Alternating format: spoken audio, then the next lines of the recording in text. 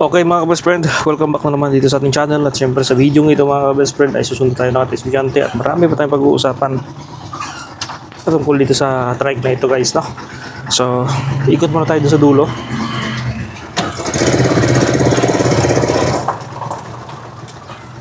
Hindi at nasa muna tayo guys.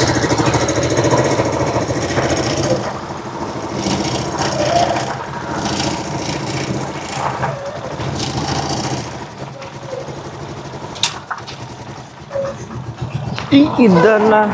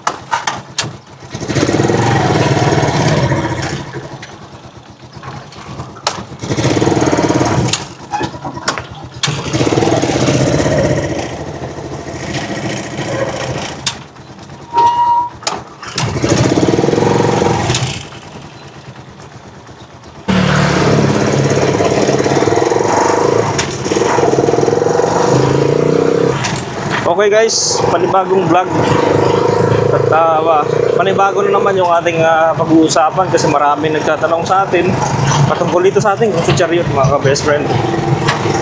Madalasang tanong nila kung ang Rosy Chariot ba ay kailangan pa ba daw i-neutral kapag nasa paahon na, pag ililipan natin yung ating high and low, pag ilulogir natin siya, need pa daw ba talagang i-neutral o pwede nang direkta na siyang ibaba.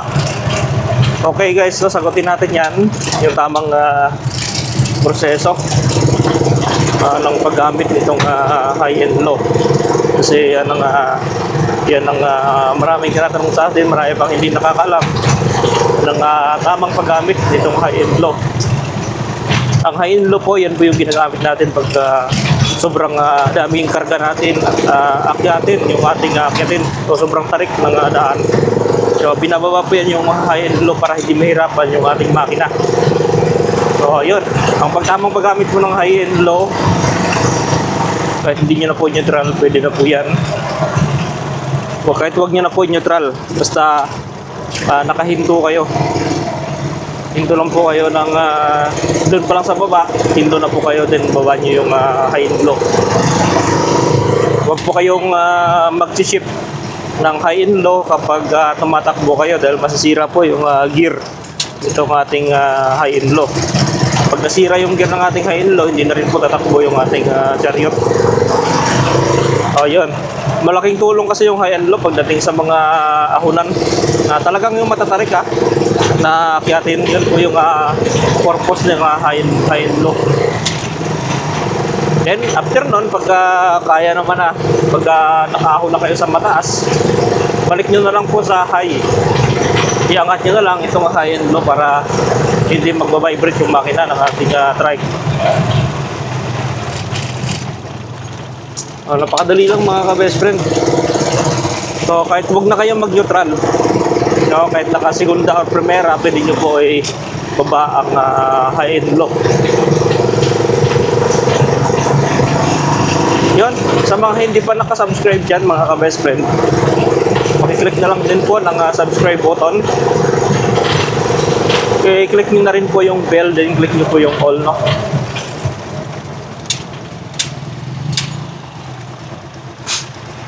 Sikip.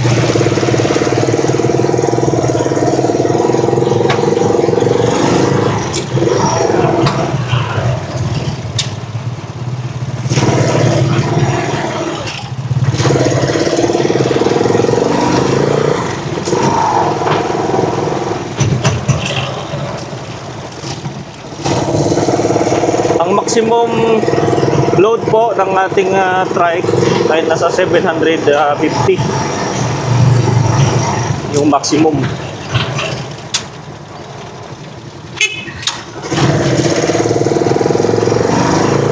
Pero pwede natin siya kargahan ng ano, ng 1 tons o 1,000 kilos. Pwede naman. Basta sementado lang yung daan, patak. Marami din naman tayong tropa may trike na nagkakarga ng overload. Pero yun nga, iniingatan lang talaga nila yung kanilang trike, kaya matagal masira.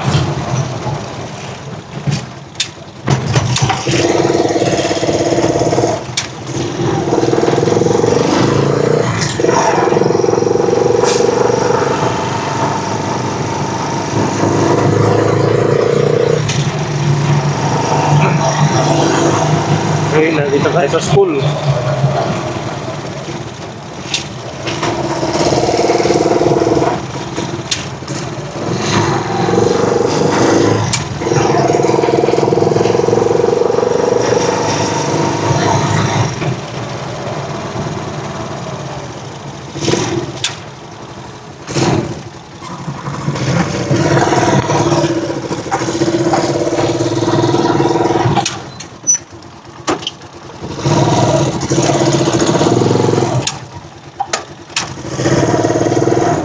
Okay, papakita ko sa inyo yung high and low. Yan. Ito para makita nyo.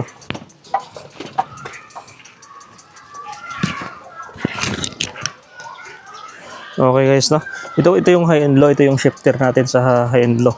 Pag binaba pa natin yan, yan po yung low gear. Pag iangat natin, yan po yung high. So, timing lang yung pagbababa niyan para hindi masira ang ating trike. Kailangan pag ibababa natin yung high and low, naka-stop po tayo. Make sure na naka-indo kasi pag tumatakbo tayo, then ibaba natin yan, ay magragatrat yung gear doon sa likod. So, masisira yung ating gear. Napakamahal ng presyo niyan. Pagka nasira yan, maabot yan siya ng 10,000 yung buo. So, yun, sayang din naman yung pera niya pagka bibili kayo ng bago. Kung sa bagay, ay pwede naman natin ingatan. Ayun. So, ito pa, atras abante pala.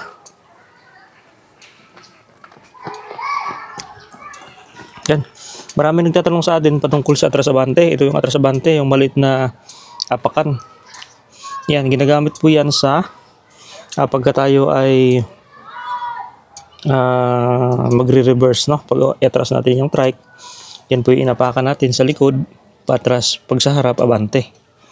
At ang paggamit niyan mga ka-best friend ay kailangan naka-neutral ka.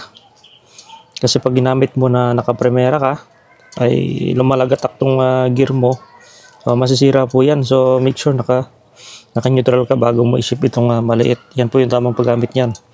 Pagka lagi mo ginagawa na naka-gear pa, bago mo siya nililipat mo siya na naka-gear, ay masisira po. Yan. So meron niya reverse dito. May reverse sensor yan dito. Yan. Hinahatak nyo to para mag-alarm doon yung reverse natin sa likod. Yan yung maingay. Pagka nagre-reverse tayo, yan yung tumutunog. Kaya tandaan nyo guys, no? Ito yung high and low shifter natin. Ito naman yung reverse shifter o reverse gear natin atras abante. Ito naman yung ating handbrake yan. Yan. Pagka tumatakbo kayo, kailangan nyo talagang ibaba yan. Para hindi kayo mahirapan. Hindi mahirapan yung ating makina pag tumakbo. Marami nakakalimot dito, lalo sa mga baguhan. Nalilimutan lagi nilang ibaba itong handbrake. So yan ang problema sa mga baguhan pa talaga. Kaya ang tendency, umiinit yung ating brake shoe, yung ating preno, at nabubudpud ng maaga or hirap yung ating makina tumakbo. So nakakalimutan lagi yan siya ibaba. So tandaan nyo yan mga ka-best friend. Akala nyo Rosy Chariot lang, konti lang yung nililikot dito, pero talagang marami rin, no? Ayun, high and low. Ito naman atras abante and handbrake. Yan yung mga nililikot natin pagka tayo magmamaneho na itong trike, no? So ayun mga ka-best friend, at sana may natutunan naman kayo sa ating panibagong vlog ngayon. So abangan niyo yung next video natin. Actual talaga kung paano natin to i-drive itong kuan. Kasi ngayon hindi tayo makapag-drive gawa ng may sundo pa tayo. Itong high and low. So mamaya titesting natin ang high and low. Abangan niyo guys sa next video natin, high and low dun sa bypass road na ginagawa. Tsaka itong atras abante. Marami kasing hindi pa niya nakaalam. Ayan. So ayan, maya maya lalabas na rin yung ating estudyante. Thank you for watching guys, no? So update ko kayo mamaya sa ating trike sa pagmamaneho na ito. So ito, ginawa ko na siyang passenger type sa mga bata. Hindi ko na siya ginawang camper trike. Siguro pag summertime na, yan, magka-camper trike na naman tayo mga ka-best friend. So yun, at pakisubscribe ng ating YouTube channel. Click nyo po yung bell, then click nyo po yung all dyan sa baba. At thank you sa panonood din nyo ng ating vlog sa araw na ito guys, no? Thank you for watching. So maya maya mga ka-best friend ay mabiyahe tayo, pauwi na. So abangan niyo guys, so panoorin niyo kami sa aming paglalakbay pauwi ng bahay mga ka-best friend. So may mga kasama tayong pasahero mamaya.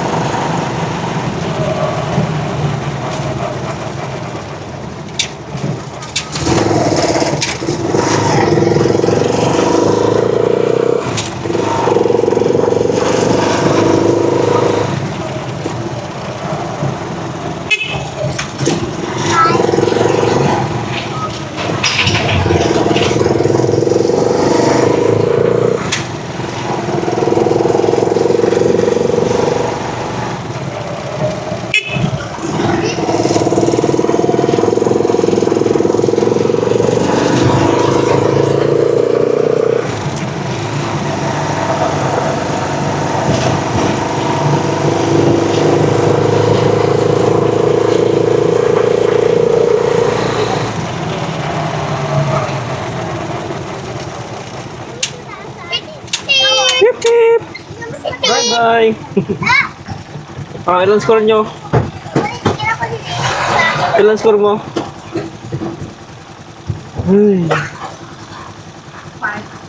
Zero ka sana. Hindi ka. Hindi ka nagbibilang ng maayos na bra. Kaya mo lang sa klase mo. Huwag kang manggaya ng sagot. Magbilang ka kasi. Madali din ang bibilang ng maayos.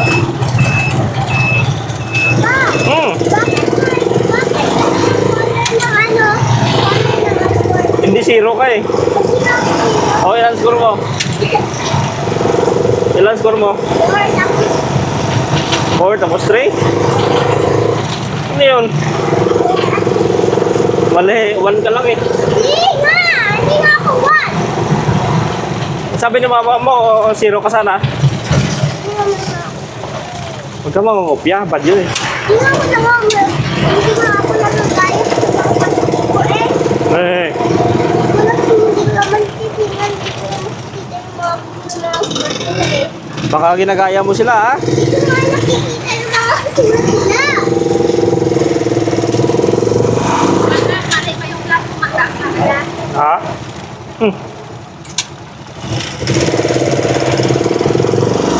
Hindi ka pa rin marunong?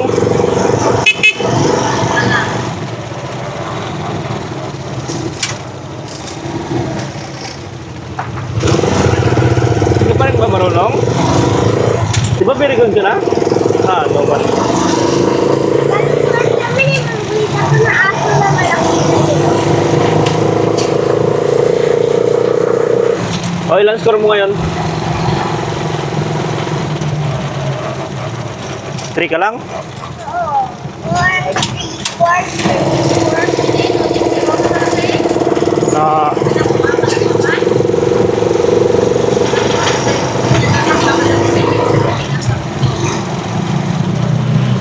huwag ka magmadali.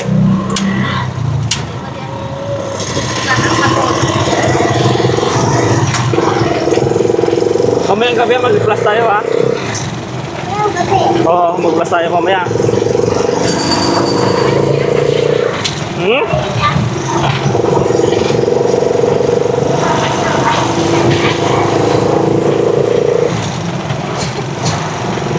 Zero ka pala, pasaway ka talaga. Hindi nga ako zero! Hmm. Hindi nga ako zero.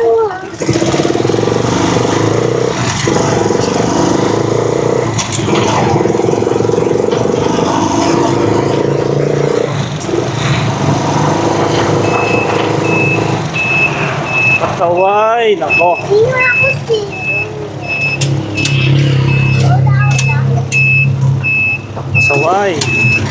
Ah, Zero ka sana.